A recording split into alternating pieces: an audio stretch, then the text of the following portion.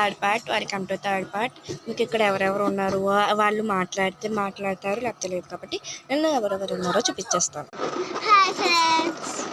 దీని రూపం మీకు తెలిసిందే కదా, కొన్ని గేమ్స్లో కనబడుతూ ఉంటుంది. వీళ్ళు ఇక్కడ ఆడుకుంటున్నారు అనమాట బెలూన్స్తో. ఐషు మా తాతయ్య అక్కడ కష్టపడి ఏదో కట్టినవ్వండి. ఇంకా లోపల చాలామంది ఉన్నారు, పరిచయం చేస్తాను కానీ లోపలికి వెళ్ళకూడదు కాబట్టి డెకరేషన్ చూసాను.